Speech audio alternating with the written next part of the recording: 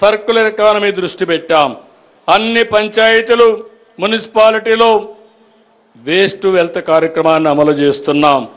ఆంధ్రప్రదేశ్ కళల రాజధాని అమరావతి పనులన్నీ కూడా మన ప్రధానమంత్రి నరేంద్ర మోడీ గారితో రీస్టార్ట్ చేశాం. అమరావతిని ప్రపంచ స్థాయి రాజధానిగా తీర్చిదిద్దేలా భూములు ఇచ్చిన రైతులను ఆశలు నెరవేర్చే విధంగా పనులు చేస్తున్నాం. నేడు శరవేగంగా రాజధానిలో పనులు జరుగుతున్నాయి. 50,522 కోట్లతో టెండర్లు పిలిచి 74 మౌలిక వస్తువుల ప్రాజెక్టులని రోడ్లు పనులు చేస్తున్నాం. 2029 కల్లా మొదటి దశ రాజధాని పనులు పూర్తవుతాయి. నేను ఒకటే హామీ ఇస్తున్నా, ప్రపంచంలోనే అత్యున్నత ప్రమాణాలతో మోస్ట్ లివబుల్ సిటీగా మన అమరావతి ఉంటుందని మీ అందరికీ విజ్ఞప్తి చేస్తున్నా. పారిశ్రామిక అభివృద్ధికి ఆధారం లాజిస్టిక్స్. సింగపూర్ వంటి దేశాలు కేవలం లాజిస్టిక్స్తో బలమైన ఆర్థిక శక్తిగా ఎదిగాయి. మన రాష్ట్రంలో 1053 కిలోమీటర్లు సుదీర్ఘ తీర ప్రాంతం ఉంది.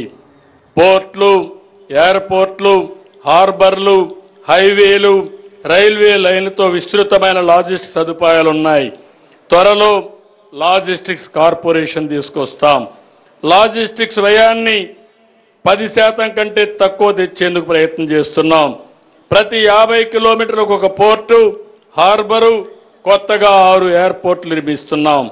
3,510 కిలోమీటర్ల మేర 70,000 కోట్ల రూపాయలు విలువైన జాతీయ రహదారు పనులు జరుగుతున్నాయి.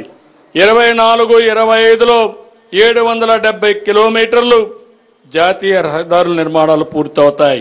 వచ్చే 3 ఏళ్లలో 2 లక్షల విలువైన నేషనల్ హైవే ప్రాజెక్ట్స్ని పూర్తి చేస్తాం. రాజధానికి outer ring road, Hyderabad Amaravati, Vizag Mulapeta, Hyderabad Bengaluru greenfield highway project ప్రతిపాదించాం. గత ప్రభుత్వం తీవ్రంగా నిర్లక్ష్యం చేసిన రహదారులు బాగు చేసేందుకు పార్ట్ హోల్ ఫ్రీ రోడ్స్ కార్యక్రమాన్ని చేపట్టాం. దీనికి 1000 కోట్ల పైన ఖర్చు చేశాం. రాష్ట్రంలో ఉండే అన్ని R&B రోడ్లని బాగు చేసే బాధ్యత ఈ ప్రభుత్వం తీసుకుంటాం. తలసరి విద్యుత్ వినియోగం అనేది ప్రగతి సూచిక. ఉమ్మడి రాష్ట్రంలో విద్యుత్ సంస్కరణలకు నాంది పలికాం. 160 గిగావాట్లు పునరుత్పాదక విద్యుత్ ఉత్పత్తి లక్ష్యంగా AP integrated clean energy policy ఇచ్చాం. ఈ రంగంలో 10 లక్షల కోట్ల పెట్టుబడులు, 7,50,000 మందికి ఉద్యోగాలు వస్తాయి. సోలార్, విండ్, పంప్డ్ ఎనర్జీ ప్రాజెక్టుల్లో భారీగా పెట్టుబడులు వస్తున్నాయి. ఇప్పటికీ 72 గిగావాట్లు పునరుత్పాదక విద్యుత్ ఉత్పత్తి లక్ష్యాన్ని సాధించాం. 2030 నాటికి ఏపీని గ్రీన్ హైడ్రోజన్ వ్యాలీగా చేసేందుకు డిక్లరేషన్ కూడా ప్రకటించాం. పర్యావరణ పరిరక్షణకు ఇది ఎంతో ఉపయోగపడుతుంది. మనమంతా పర్యావరణాన్ని కాపాడుకోవాలి. రాష్ట్రంలో అడవులు, హార్టికల్చర్ కలిపి పచ్చదనాన్ని 50% పెంచేలా కార్యక్రమాన్ని చేపడుతున్నాం. ఏపీ బ్రాండ్ని పునరుద్ధరించేందుకు కూటమి ప్రభుత్వం పనిచేస్తున్నది. పారిశ్రామికవేత్తలకు నమ్మకాన్ని కల్పించి తిరిగి రాష్ట్రానికి పెట్టుబడులు వచ్చేలా కృషి చేస్తున్నాం.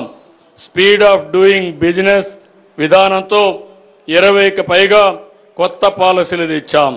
ఇప్పటి వరకు 9 స్టేట్ ఇన్వెస్ట్మెంట్ ప్రమోషన్ బోర్డు సమావేశాలు పెట్టాం.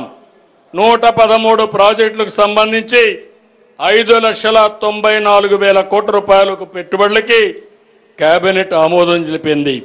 వీటి ద్వారా 5,56,000 మందికి ఉద్యోగాలు వస్తాయి.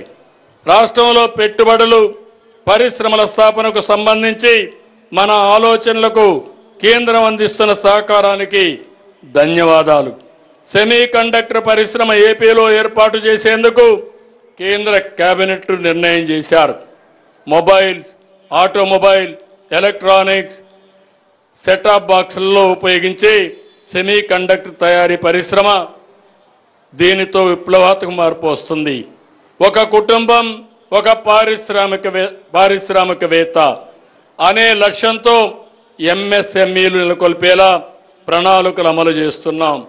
175 నియోజకవర్గాల్లో ఎంఎస్ఎంఈ పార్కులు ఏర్పాటు చేస్తున్నాం. విశాఖ స్టీల్ ప్లాంటుకు కేంద్రం చేసిన 11,400 కోట్ల ఆర్థిక సాయంతో ప్లాంట్ను పరిరక్షించాం. విశాఖ రైల్వే జోన్ సాధించాం. కార్యాలయ భవనాల నిర్మాణాలు చురుగ్గా జరుగుతున్నాయి. పర్యాటకం అంటే సౌందర్యం, సాంస్కృతిక వైభవం, ఆధ్యాత్మిక వారసత్వం.